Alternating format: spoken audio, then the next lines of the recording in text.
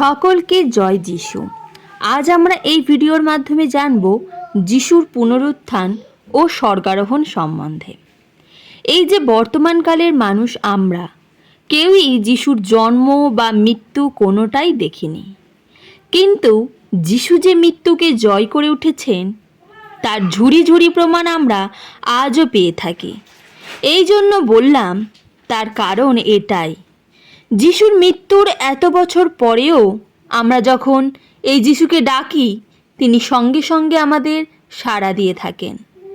সত্যি ঈশ্বর এবং তার এই পুত্র যিশুকে মৃত্যু থেকে জীবিত করেছিলেন শুধুমাত্র আমাদেরই জন্য, যাতে আমরা এবং আমাদের ভাবী সন্তানেরা এই যিশুর দৌলতে অনন্ত মৃত্যুর হাত থেকে রক্ষা পাই।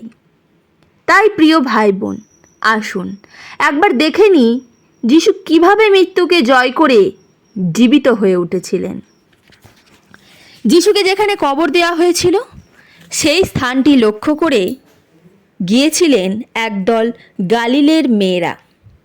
তাই তারা বিশ্রামবার পার হয়ে যাবার পরে যিশুর মৃতদেহে সুগন্ধি মলম লাগাবার জন্য খুব সকাল সকাল সেই কবরের কাছে গেলেন।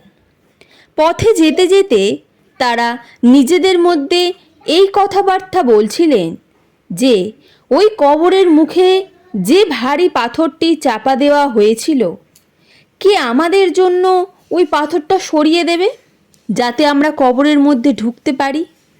কিন্তু তারা যখন ওই কবরের কাছে এসে দেখলেন যে সেই বড় পাথরটা আগে থেকেই সরানো রয়েছে, তারা ভীষণ চমকে উঠলেন এবং তারা কবরের মধ্যে ঢুকে দেখলেন সেখানে সাদা কাপড় পরা একজন যুবক বসে আছেন এবং যুবকটি তাদের বললেন, ওগো গালিলের মেয়েরা, তোমরা কি ক্রুশে হত যিশুকে দেখতে এখানে এসেছো? কিন্তু তিনি তো এখানে নেই, তিনি তো মৃত্যুঞ্জয়ী, তিনি মৃত্যুকে জয় করে উঠেছেন।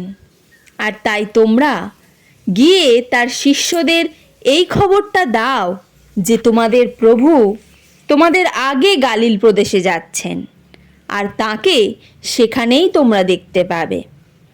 এই কথা শুনে ওই স্ত্রীলোকেরা ভয় পেয়েছিলেন বটে, কিন্তু তারা খুব আনন্দের সঙ্গে যিশুর শিষ্যদের কাছে গিয়ে খবর দিলেন যে যিশু জীবিত হয়েছেন। মরিয়মের কাছে এই কথাগুলি শুনে শিষ্যরা একদমই বিশ্বাস করতে পারলেন না।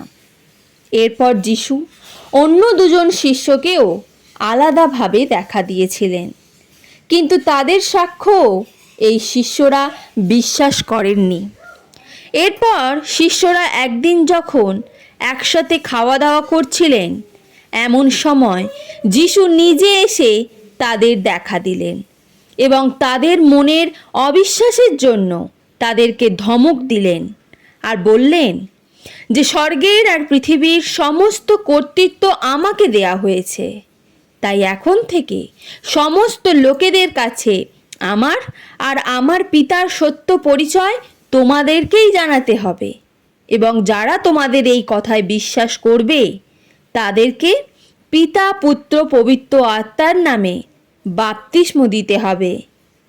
দেখো, যুগের শেষ পর্যন্ত সব সময় কিন্তু আমি তোমাদের সঙ্গে আছি। এরপরে যিশুর ইচ্ছানুযায়ী তার 11 জন শিষ্যেরা গালিলে নিরূপিত পর্বতে হাজির হয়েছিলেন এবং সেখানে যিশুকে দেখে তারা তাকে প্রণাম করলেন। এই সব কথা বলবার পর যিশুকে আস্তে আস্তে ঊর্ধ্বে তুলে নেওয়া হলো এবং একখানা মেঘ এসে তাকে আড়াল করল। ঠিক এইভাবে তিনি যখন ঊর্ধ্বে নীত হচ্ছিলেন, তখন সাদা কাপড় পরা দুজন পুরুষ তাদের সামনে হাজির হলেন এবং তাদেরকে বললেন, ওগো গালিলের লোকেরা, তোমরা এমনভাবে উঁচুর দিকে চেয়ে রয়েছ কেন?